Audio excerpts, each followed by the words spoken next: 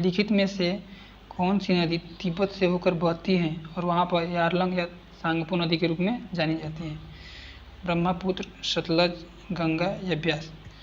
इसका सही आंसर होगा ब्रह्मपुत्र। ब्रह्मपुत्र से और भी क्वेश्चन एग्जाम में बनता है। इसका उद्गम स्थल कहाँ है? तो इसका उद्गम स्थल हिमालय का मानसरोवर झील है।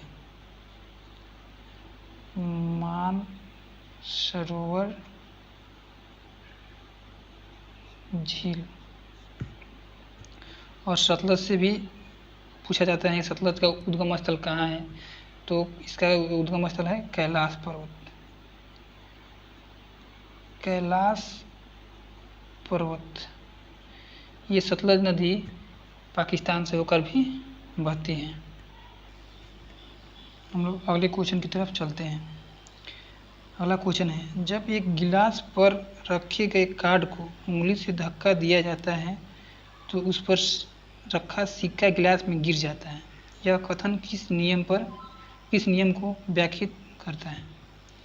न्यूटन का गति विषयक या न्यूटन का तीसरा नियम, संवेग ऊर्जा संरक्षण का सिद्धांत, जड़त्व का नियम या संवेग संरक्षण का सिद्धांत? इसका आंसर होगा जड़त्व का सिद्धांत। जड़त्व के सिद्धांत की वजह से ही गिलास के ऊपर रखा गया जो सिक्का होता है वो कार्ड को धक्का देने के बाद गिलास में ही गिर जाता है।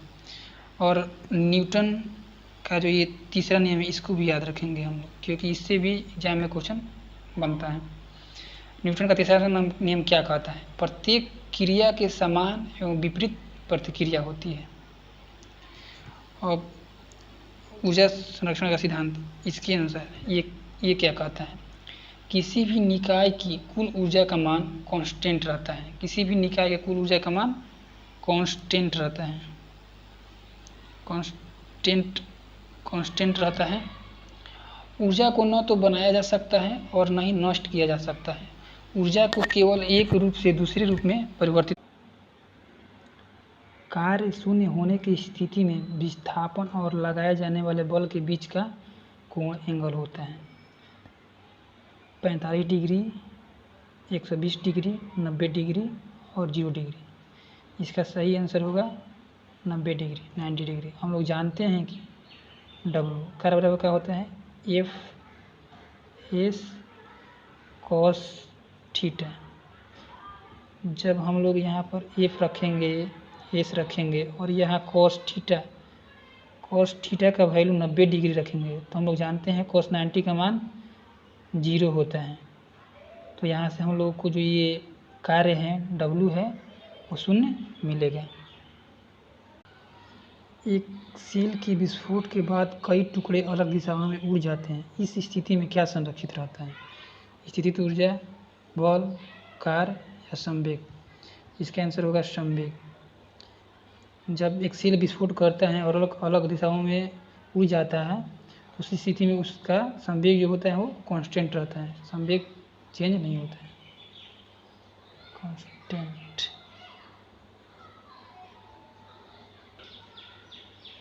ये बहुत ही आसान सा क्वेश्चन है। कार्य करने की दर डैश कहलाती है। तो कार्य करने की दर क्या कहलाती है? शक्ति, पावर। इससे हम यह भी याद रखेंगे कार्य जो है यह एक अदिश राशि है। कार्य एक अदिश राशि है और एग्जाम में ये भी पूछ लेते हैं इसका SI यूनिट। तो कार्य का SI यूनिट जूल होता है। कार्य का SI यूनिट जूल होता है। बेकिंग पाउडर डैश और डैश का मिश्रण है। तो जो बेकिंग पाउडर होता है किस किस का मिश्रण है? सोडियम हाइड्रोजन कार्बोनेट और मौलिक अम्ल का, सोडियम हाइड्रोजन कार्बोनेट और सल्फ्यूरिक अम्ल का, सोडियम हाइड्रोजन कार्बोनेट और टार्टरिक अम्ल का, सोडियम कार्बोनेट और टार्टरिक अम्ल का? इसका सही आंसर होगा सोडियम हाइड्रोजन कार्बोनेट और टार्टरिक अम्ल। बेकिंग पाउडर जो होता है इन दोनों का मिश्रण होता है। कीटोन के साथ समाप्त होने वाले हाइड्रोकार्बन श्रृंखला के अंत में लगाया जाने वाला प्रत्यय है, या इसको दूसरे रूप में इस तरह भी बोल सकता है, इसका क्रियात्मक समूह क्या है? तो कीटोन क्रियात्मक समूह क्या है? All, all, own, oic. इसका आंसर होगा ओन। इसको याद करने का तरीका है कीटोन, जो इसका लास्ट शब्द आ रहा है कीटोन, ओन। तो ओन से हम लोग याद रखेंगे इसका जो हाइड्रोकार्बन श्रृंखला के अंत में लगाया जाना अपवर्तन होता है, प्रत्यय होता है, वो क्या होता है? ओन होता है। मधुमक्खी के डंक का इलाज करने के लिए डैश घोल का उपयोग किया जाता है? नींबू के रस, बेकिंग सोडा, दूध या सिरका। इसका सही आंसर होगा बेकिंग सोडा। एग्जाम में ये भी पूछ लेता है कि नींबू के रस में कौन सा अम्ल पाया जाता है? तो नींबू के रस में सिट्रिक एसिड पाया जाता है। नींबू के रस में सिट्रिक एसिड, सिट्रिक एसिड या अम्ल, इससे हम लोग ये भी याद रखेंगे। और पूछ देता है सिरके में कौन सा अम्ल पाया जाता है? तो सिरके में एसिटिक अम्ल पाया जाता है। सिरके में एसिटिक अम्ल पाया जाता है। सिरके में एसिटिक अम्ल पाया जाता है। और पूछ दे इमली में कौन सा अम्ल पाया जाता है? तो इमली में टार्टरिक इमली में टार्टरिक अम्ल पाया जाता है। इमली में टार्टरिक अम्ल। निम्नलिखित में से किस राजा ने कुणांक के सूर्य मंदिर का निर्माण करवाया था? नरसिंहदेव प्रथम, वक्रदेव, महामेघवाहन, उदयसिरी। इसका सही आंसर होगा नरसिंहदेव प्रथम। नरसिंहदेव प्रथम ने कुणांक के सूर्य मंदिर का निर्माण कराया था। और इससे हम लोग ये भी याद रखेंगे कुणांक का सूर्य मंदिर कहाँ पे स्थित है? तो कुणांक का सूर्य मंदिर उड़ीसा में स्थित है। कुणांक का सूर्य मंदिर उड़ीसा में स्थित है। किसी विस्फोट के कारण समुद्र के तल पर बनने वाली लहरें होती हैं? अनुप्रस्थ, अनुदैर्घ्य, अनुप्रस्थ और अनुदैर्घ्य दोनों, या स्थिर स्थिर कांस्टेंट। इसका सही आंसर होगा अनुदैर्घ्य। यानी कि समुद्र में जब विस्फोट होता है तो समुद्र के तल पे बनने वाली लहरें अनुदैर्घ्य होती है। एग्जाम में ये भी पूछ लेता है प्रकाश किस प्रकार की तरंग है? तो जो प्रकाश है हमारा लाइट है वो अनुप्रस्थ तरंग है।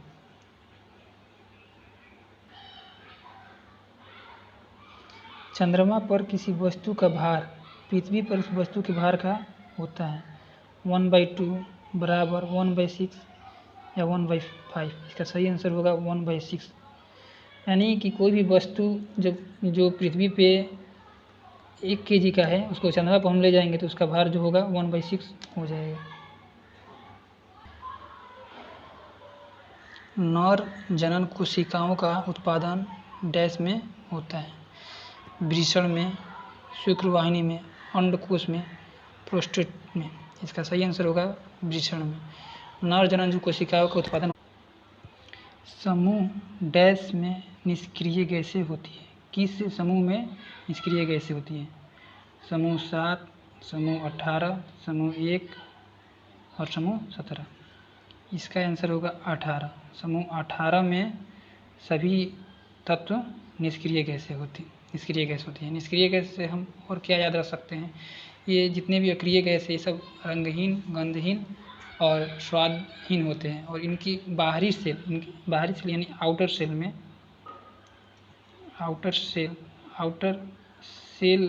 सेल में इलेक्ट्रॉनों की संख्या 8 होती है। इनके बाहरी सेल में इलेक्ट्रॉनों की संख्या 8 होती है। साधारण नमक के विलयन के निर्माण के लिए सोडियम हाइड्रॉक्साइड डैश के साथ अभिक्रिया करता है? यानी कि नमक के विलयन के निर्माण के लिए सोडियम हाइड्रॉक्साइड किसके साथ अभिक्रिया करता है? सोडियम क्लोराइड के विलयन के साथ, या ऑक्सीजन के साथ, या हाइड्रोक्लोरिक अम्ल के साथ, या कार्बन डाइऑक्साइड गैस के साथ। इसका सही आंसर होगा हाइड्रोक्लोरिक अम्ल।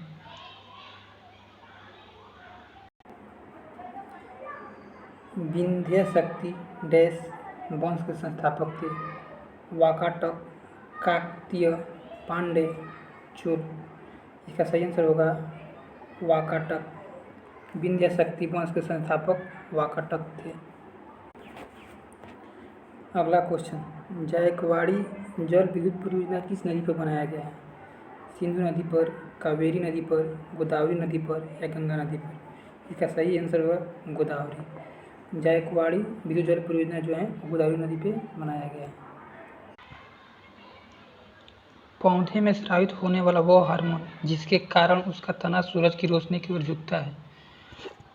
जिब्रेलिन, साइटोकाइनिन, एस्कॉर्बिक एसिड और ऑक्सिन। इसका सही आंसर होगा ऑक्सिन। ऑक्सिन के कारण जो तना होता है वो सूरज की तरफ झुकता है।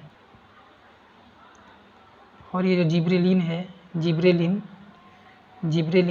ये पौधे की लंबाई बढ़ाने में, फूल बनने में मदद करता है। फूल बनने में, पौधे की लंबाई बढ़ने